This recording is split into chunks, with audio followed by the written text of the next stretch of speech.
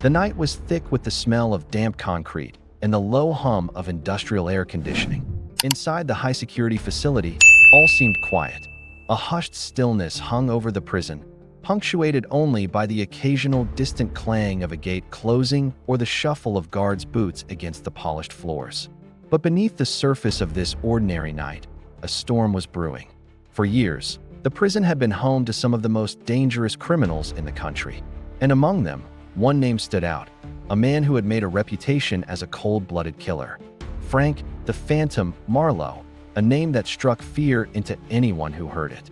Marlowe had been locked away for life, a fate many thought he'd accept quietly, resigned to the iron bars that separated him from the world. But no one could have predicted what would happen next. In the early hours of that fateful morning in 2003, Frank Marlowe would escape. And the world would soon learn that the mastermind behind this shocking jailbreak wasn't some hardened criminal or outsider, but a prison guard named Thomas Sullivan. Thomas was the last person anyone would suspect. He was calm, collected, and well-liked among the staff. He had been working in the prison for over 5 years and had a reputation for being dependable. On the surface, he appeared to be a model employee, loyal to the system, dedicated to keeping order in the chaos of the prison.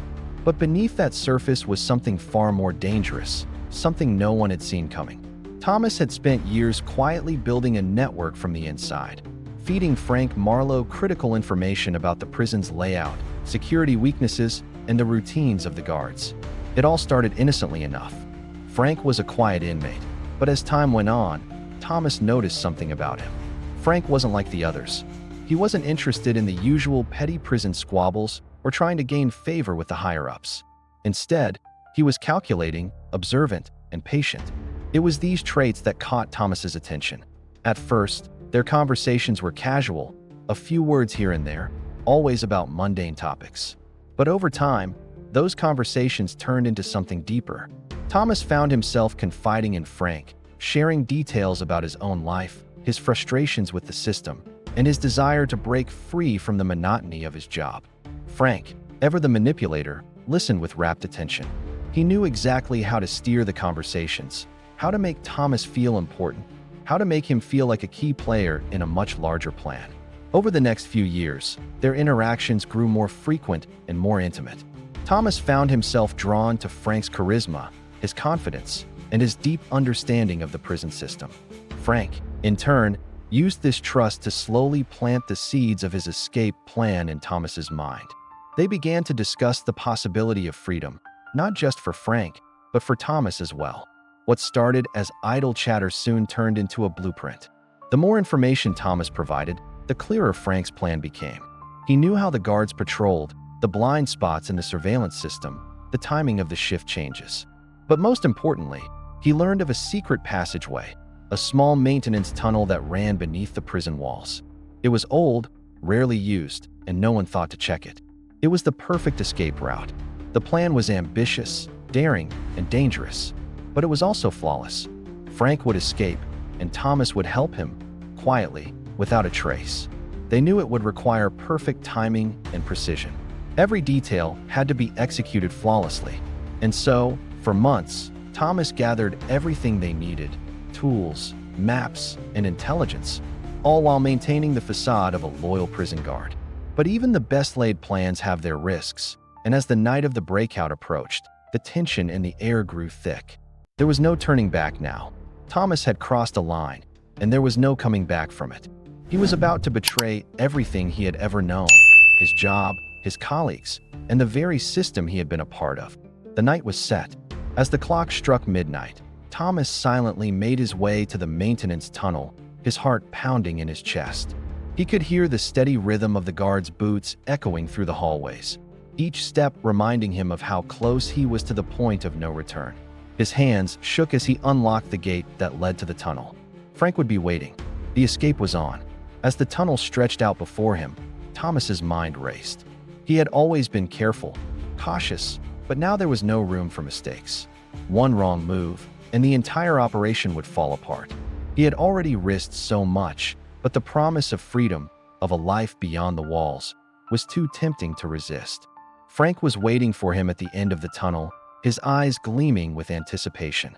The two men exchanged a silent nod, and in that moment, Thomas realized just how deep he had gotten into this. He was in too deep. There was no turning back now.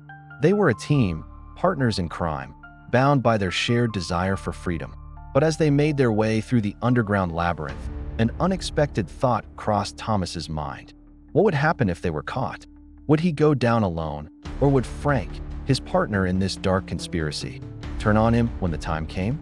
The fear was palpable, but it was too late to turn back now. He had already crossed that line. He had already chosen his side. As the tunnel led them to the outside world, the gates of the prison loomed ahead, just a few yards away. The cold night air hit them like a slap in the face, and for the first time in years, Thomas felt free. But it was a fleeting feeling, because as the world outside grew closer, the weight of what he had done pressed down harder. Thomas looked at Frank, who was grinning like a man who had just won the lottery. But there was something about that smile that made Thomas uneasy. For a brief moment, doubt crept into his mind. Was Frank really his ally? Or had he been using Thomas all along? Before he could process his thoughts any further, Frank pushed through the final gate, and the two men were free. They had made it. But what lay ahead for them was a world filled with new dangers, new risks, and most importantly, a web of lies that could unravel at any moment. And as the world outside the prison walls swallowed them whole, Thomas couldn't help but wonder, had they just made the greatest escape in history, or had they sealed their fate with a single, irreversible decision? The thrill of their freedom was intoxicating. For a moment, Frank Marlowe and Thomas Sullivan stood in the darkness just outside the prison gates, the sound of their breathing the only noise in the cold night air. The world was vast, open, and full of possibilities. Frank's eyes sparkled with excitement, while Thomas felt a chill that had nothing to do with the temperature. They had done it, but the weight of their actions was slowly beginning to settle in. Frank turned to Thomas, his grin widening. "We made it," he said, his voice low, almost in disbelief. "We're free." But Thomas didn't share the same sense of accomplishment. As the adrenaline began to wear off, he felt the suffocating reality of what they had just done. He had betrayed everything: his job, his fellow officers, his entire life. And now, as the world beyond the prison walls stretched out before him, there was no turning back.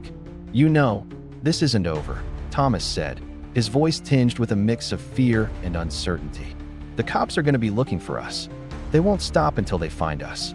Frank chuckled, a dark laugh that sent a shiver down Thomas's spine. "Let them look. They won't find us. Not if we're smart about it." The escape plan, while flawless, had one glaring flaw. No one had accounted for what came after. The reality of life on the run was harsher than either of them could have anticipated. The escape was just the beginning. They were now fugitives, and the world they had just entered was far more dangerous than the prison they had left behind. The first few hours were a blur. Frank led them through back alleys, across hidden paths, and into safe houses that had been prearranged for such an occasion. Thomas, despite his reservations, followed along, his mind racing with thoughts of what they had just done. The plan had been laid out to perfection. No one knew about the escape route except Frank and himself. And yet, even as they moved deeper into the city, Thomas couldn't shake the feeling that something was off. He had been a part of this plan for years, and yet he couldn't fully grasp what they had gotten themselves into. By morning, the news had already spread. The escape had been a hot topic on every major news network, with reports flashing across the screen showing photos of Frank Marlowe and Thomas Sullivan, both considered dangerous men. As the search began to heat up, so did the pressure on both men. They knew that time was running out. The authorities would soon realize that Frank's escape wasn't just the result of a stroke of luck. It was a meticulously planned operation, one that had involved someone from inside the prison. And that someone was Thomas. The first real crack in their plan came just hours after their escape. They had been staying in a small, rundown hotel on the outskirts of the city, keeping a low profile. Frank had insisted they lay low for a while, but the walls were closing in faster than either of them expected. Thomas was pacing in their small room, his mind racing with thoughts of what to do next.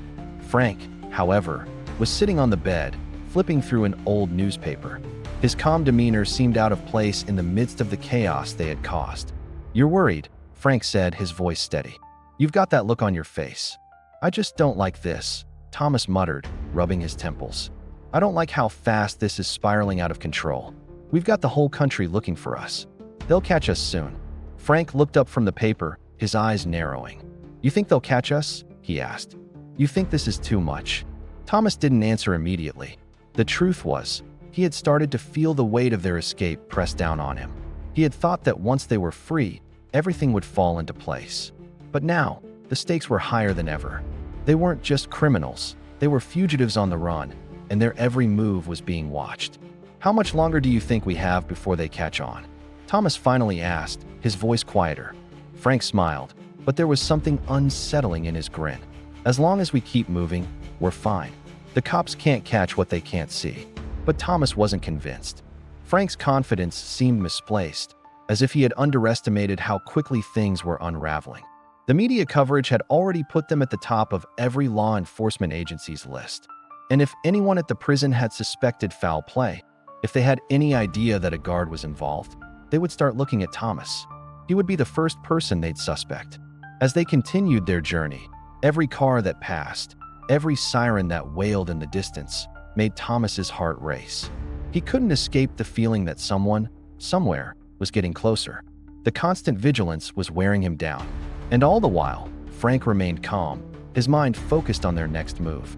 Their luck began to run out when they attempted to flee across state lines. As they were driving through a remote area, a police checkpoint appeared ahead. Thomas's pulse quickened, his hands gripping the wheel as Frank glanced over at him with an unsettling calm. "Just act normal," Frank said, his voice low but firm. "They won't suspect us." Thomas wanted to believe him, but as they approached the checkpoint, he felt a knot form in his stomach. The officers on duty were scanning every car, every face. They had to be looking for someone. He could feel it. His instincts screamed at him to turn around, to flee, but Frank didn't budge. He didn't even flinch as they reached the checkpoint. As they rolled up to the checkpoint, Thomas saw the officer's face. It was a young man, no older than Thomas's own son, with eyes that were sharp and wary. "Morning, sir. Do you mind if I ask where you're headed?" Frank's voice was smooth, practiced. "Just passing through, officer. Taking a little road trip." The officer gave a small nod, his eyes narrowing as he looked at Thomas. "You don't look like you're from around here." Thomas felt his heart stop. He could see the suspicion in the officer's eyes, the subtle shift as he scanned them both. It was that small, fleeting moment, like a shadow passing across a sunlit street, that made Thomas realize how close they were to being caught. He could feel the pressure mounting. Every second stretched out like an eternity, and for the first time since the escape, he wondered if they were about to be caught. Then, as if sensing his anxiety, Frank turned to the officer and gave a carefree smile. "It's been a long drive, officer. Just trying to get some rest." The officer didn't say anything for a long moment. He simply stared at them both, then glanced at the car's license plate before giving a quick nod. "All right, you're good to go." Thomas exhaled the breath he didn't even realize he was holding. But even as they pulled away, he couldn't shake the feeling that this was too close, that they had just been given a second chance. For how long, though, he couldn't say. As the days went on, the walls kept closing in. The media frenzy intensified, and the authorities were closing in on every lead. Frank was unshaken, but Thomas? He felt the strain. Their lives had become a constant game of cat and mouse, and the longer they stayed on the run, the closer they got to a reckoning neither of them was prepared for. The days blurred into one another as Frank and Thomas continued to evade capture. They moved like shadows through the darkened streets of small towns, always staying a few steps ahead of the law. But every night, as the world settled into a quiet rhythm, Thomas's mind refused to rest. He had crossed a line, betrayed his colleagues, his own life, and there was no going back. He knew what they had done was unforgivable, but it was the overwhelming weight of Frank's dark presence that began to gnaw at him. Frank, on the other hand, seemed untouchable. He was calm, calculating, as though every step they took was part of a grand plan. His confidence was the thing that kept them going, kept Thomas from falling apart entirely. Frank's ability to keep his cool under pressure made it easy to forget the magnitude of what they had done. For Thomas, however, every new lead on the news, every police siren in the distance, felt like an impending doom. But the breaking point came when they made the mistake of trusting someone they shouldn't have. In the middle of a late-night rendezvous in yet another nondescript motel room, Frank received a call. He'd been acting oddly over the past few days, distracted, more distant. He had been making secretive calls, stepping outside to talk in hushed tones, but Thomas had assumed it was just part of the process. Moving around, arranging new places to hide, dealing with the logistics of staying free. But as Frank stepped out for another call, Thomas felt a strange unease in his gut. Something was wrong, something he couldn't quite put his finger on. He waited for Frank to return, pacing the room, his fingers drumming restlessly against the nightstand. Time seemed to stretch endlessly as his thoughts swirled. What if Frank wasn't who he thought he was? What if Frank had always been using him, the prison guard turned accomplice, as a means to an end? The thought was too dark, too unsettling. But deep down, Thomas couldn't deny the creeping feeling that something was shifting, something he couldn't control. Finally, Frank re-entered the room, his demeanor unchanged. But Thomas saw the flicker in his eyes, the edge of a smile that didn't quite reach his eyes. It was almost as if Frank was waiting for something, waiting for an opportunity to reveal something he'd been keeping from Thomas all this time. "You okay?" Frank asked casually, dropping his phone on the bed beside him. "Yeah, just tired," Thomas muttered, not entirely convinced. He had always trusted Frank implicitly, but now that trust seemed fragile, like glass about to shatter. "Look, I think it's time we move again," Frank said, his voice suddenly more serious. "The heat's starting to turn up around here. I've made a few calls, and I've got us a place lined up across the state. It's safer there. I'll handle everything. Just pack up." Thomas nodded, his mind still racing. "Who did you call?" Frank's eyes hardened slightly. "Doesn't matter. I've got it covered." But something about Frank's words sent a chill down Thomas's spine. The urgency in Frank's voice, the way he avoided direct answers. It was too much. His instincts screamed that something was off, but Thomas, still blinded by the allure of freedom, ignored the warning signs. He grabbed his things and followed Frank to the car, where they hit the road once more, just as they had countless times before. What Thomas didn't know was that this time, the plan had changed dramatically.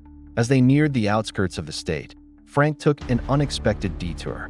"We're meeting someone," he explained, not offering much else. They pulled into a dilapidated, abandoned warehouse, a place Thomas recognized, but not as a safe house. It was a place where criminals did business under the radar, a place where deals were struck in the shadows. "You said we were supposed to lay low," Thomas said uneasily. "What are we doing here?" Frank shot him a glance, his expression unreadable. "Relax, Tom. This is part of the plan."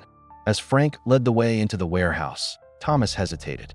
His gut told him to turn around, to get in the car and leave. But Frank was already inside, and the door creaked shut behind him, trapping Thomas in the dimly lit room. Inside, Thomas's eyes adjusted to the low light, and his heart sank as he saw who Frank was meeting with. It was a familiar face, someone from Frank's past, someone Thomas had heard about but never met. Detective Richard Greaves, the very same officer who had been the lead investigator in Frank's original trial. The one who had never let go of his obsession with bringing Frank to justice. "What's this?" Thomas's voice cracked, his stomach tightening.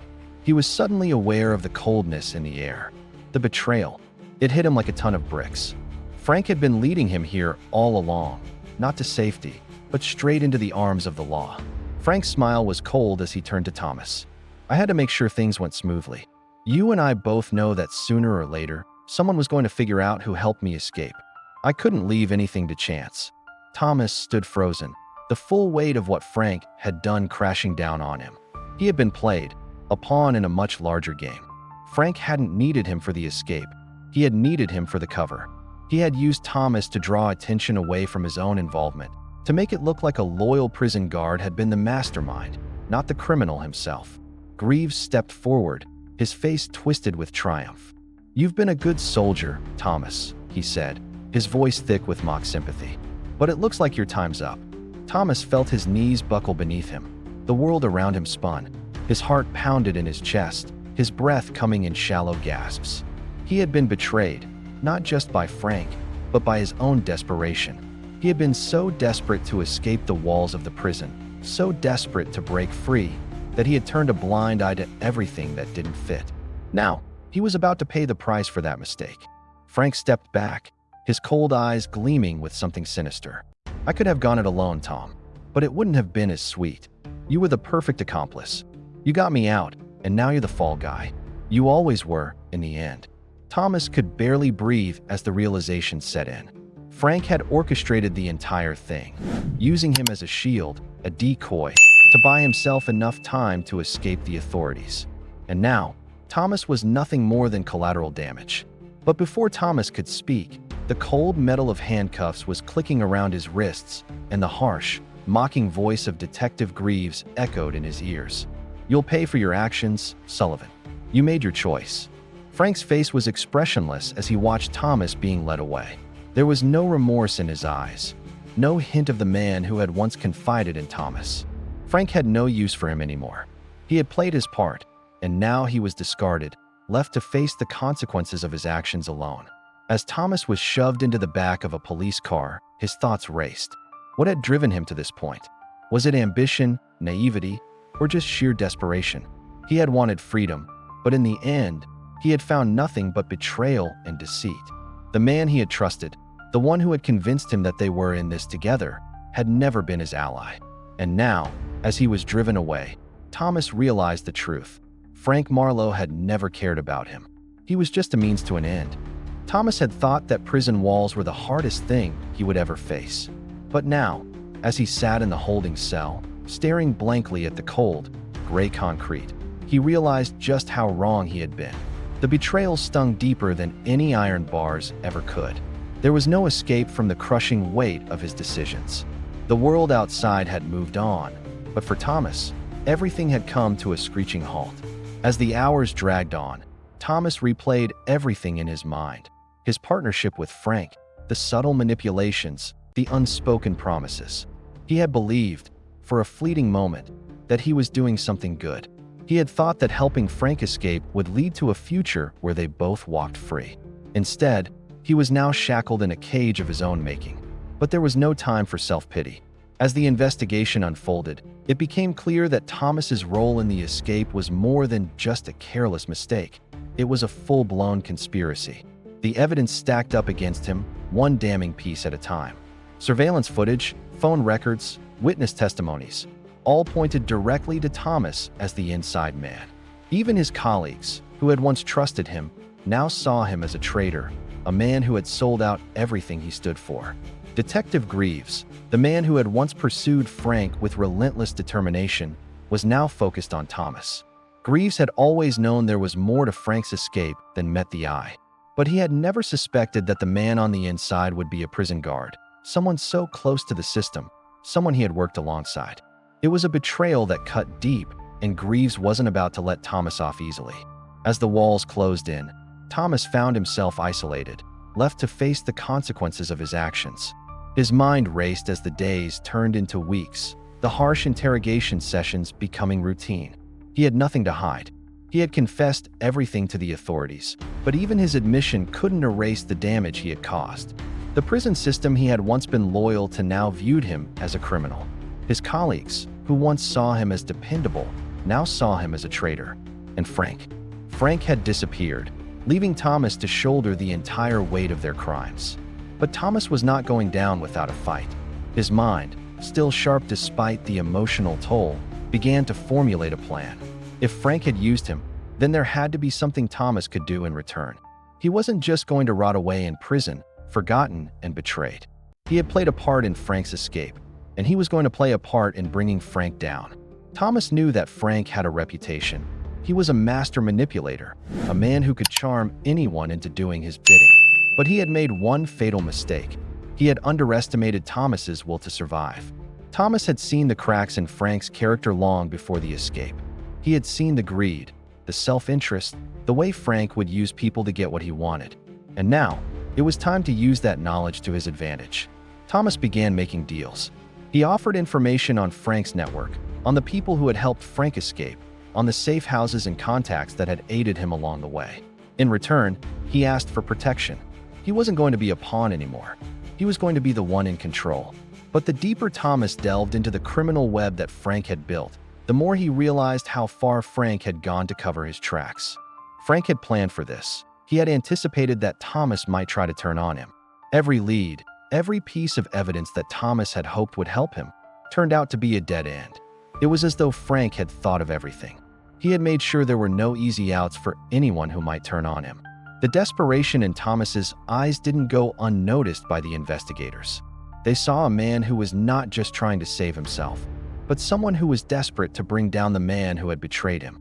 The authorities knew that if they could get Thomas to flip completely, if they could get him to give up Frank, it would be a major victory. But Frank was a slippery target, and every piece of information Thomas provided led them nowhere. Months passed, and the search for Frank Marlowe continued.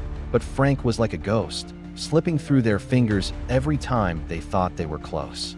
His disappearance had been carefully planned, and the people who had helped him were either too afraid or too loyal to speak out. As Thomas sat in his cell, he knew he was running out of time. The authorities would eventually give up on him. They would stop looking for Frank and focus all their efforts on convicting him. Then came the breakthrough. It happened when Thomas was least expecting it. One evening, as he sat alone in his cell, a guard entered with a message. It was from Detective Greaves. "We've got him," the message said. "Frank Marlowe is back in custody." The shock of hearing those words hit Thomas like a punch to the gut. For so long, he had been the one chasing shadows, the one trying to bring down Frank without success. But now, the impossible had happened. Frank had been caught. The following days were filled with a whirlwind of activity. Frank was brought back into the prison, his face a mask of frustration and rage. Thomas didn't have the satisfaction of seeing Frank behind bars. He was locked away in his own cell, unable to witness the final act of the man who had once been his ally, his betrayer. But what happened next was even more surreal. Frank, ever the mastermind, had a plan of his own. When he was brought in front of the court, he didn't play the victim. Instead, he turned the tables once again. He claimed that Thomas had been the real mastermind behind the escape, that it was Thomas who had manipulated him into breaking out of prison. The evidence he presented was carefully constructed, and while the authorities didn't fully believe him, the doubt was enough to make Thomas's conviction more complicated. For the first time, Thomas realized how truly dangerous Frank was. He had framed him so completely, so thoroughly, that even the authorities began to question the validity of his confession. It was a web of lies, a game of chess that Thomas had lost the moment he chose to trust Frank. As the trial went on, the courtroom became a battleground. Frank's legal team painted Thomas as the mastermind, the man who had orchestrated the escape, while Thomas's defense argued that he was merely a pawn, manipulated by a criminal genius. The media had a field day with the drama, the story of the corrupt prison guard and the notorious criminal playing out in front of the entire country. In the end, justice was served, at least in part. Thomas was convicted of aiding and abetting Frank's escape, but he received a lighter sentence than he had expected. Frank, on the other hand, was given a life sentence without the possibility of parole. But the story didn't end there. As Frank was led away, a new question lingered in the air. Who had really won? Was Frank the true mastermind, or had he simply outplayed everyone, including Thomas? As Thomas sat in his cell, his thoughts were as dark as the prison walls that now surrounded him.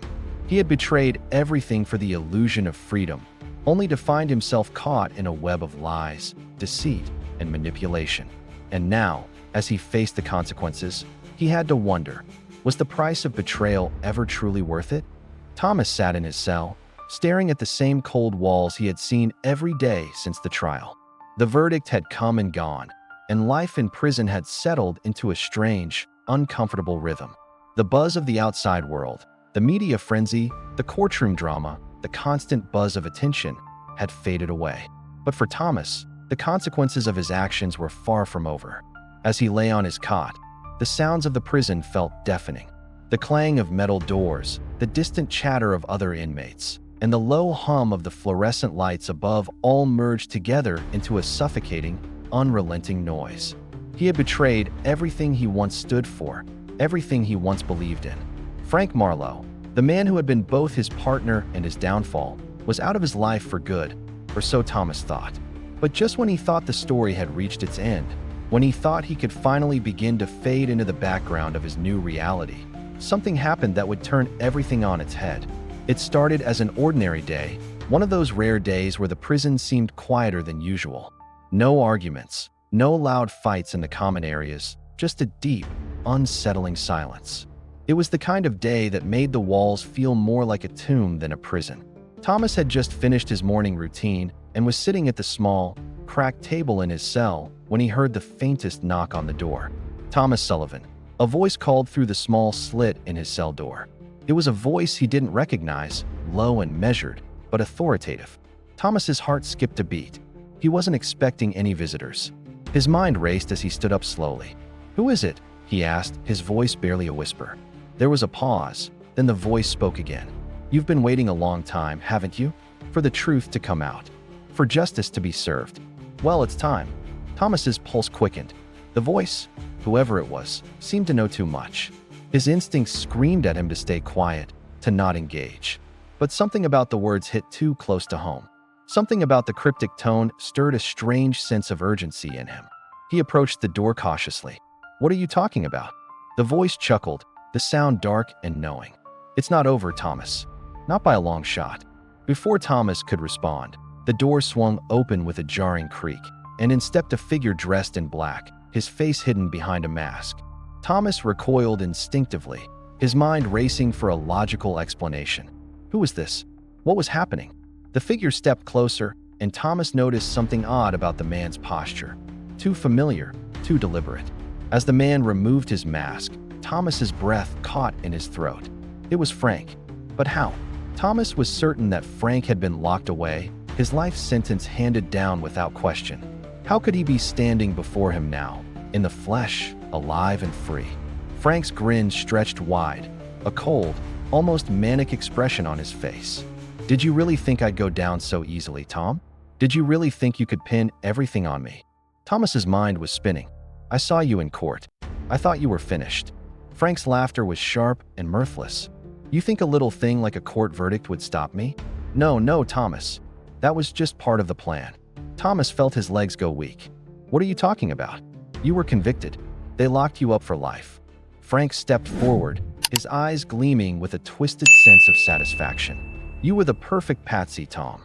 The one person who would be willing to take the fall for me. But I never thought they'd buy it so easily.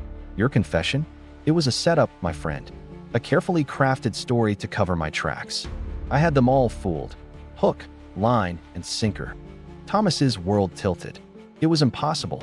You're telling me you set me up?" His voice shook with disbelief. "But why? Why would you do this to me?" Frank's eyes darkened, and he took a step closer. "Because you were always too weak to see the bigger picture. You were a tool, Thomas. A means to an end. And once I had you where I wanted you, well, I made sure you'd take the fall. But don't worry, your life sentence isn't the end of the story. I'll make sure you're remembered as a hero, a man who sacrificed everything for the greater good." The twisted irony of Frank's words hit Thomas like a slap to the face. He had thought the worst was over, that his life would eventually find some semblance of order behind bars. But now, he was faced with the most horrifying truth of all. Frank had never cared about him. Not in the way he had thought. Frank had used him, manipulated him into doing the unthinkable, all for his own gain. Thomas felt the weight of the past few years crash down on him. He had been a fool, a pawn in Frank's dangerous game. But now that he understood the full extent of Frank's betrayal, the anger and desperation began to surge through him. He wasn't going to let Frank walk away again. Not like this. Not after everything. "You think you can just walk away from this?" Thomas spat, his voice rising. "You think I'll just let you get away with this?" Frank's grin deepened, but there was something colder behind his eyes now. "I'm already gone, Tom. You can't stop me. No one can." But Thomas wasn't about to give up. He had spent too long being manipulated, too long allowing Frank to control him. The fire that had been extinguished within him for so long was now reigniting. He had nothing left to lose. If Frank thought he could manipulate the situation, he was wrong. Thomas had seen through the lies now. With a cold, calculated move, Thomas lunged at Frank, his hands gripping the man's shirt as he slammed him against the wall. Frank's surprise was brief, and for a moment, Thomas felt something he hadn't felt in a long time: power. He had been a victim, but now he was ready to take control. The tables were turning, but just as quickly as it had started, the struggle was over. Frank, ever the manipulator, had the upper hand once more. With a swift move, he pushed Thomas back, sending him sprawling onto the floor. Frank stood over him, his expression calm. "You've made your choice, Thomas. But I'm afraid it's too late." You'll always be remembered as the fool who got played. The door to the cell slammed shut behind him, and Frank was gone, vanished as quickly as he had appeared. Thomas lay there on the cold floor, gasping for breath. The walls of his cell seemed to close in on him, and for the first time, he realized just how deeply Frank had poisoned everything. The true cost of betrayal wasn't just the life sentence. It was the destruction of everything he had once believed in. Frank had won, and in the end, Thomas had nothing left. As the days passed, the echoes of Frank's words rang louder in his mind. Frank was free, and Thomas was left to face the wreckage of his life. The system, the people, the life he had once known, all had been shattered. And the worst part? He would never know if justice had truly been served. This case proves that secrets never stay buried, no matter how carefully you hide them. Betrayal can change everything, and sometimes the truth is far darker than we can imagine. Do you think justice was served? Let us know in the comments. Subscribe for more gripping, true crime stories.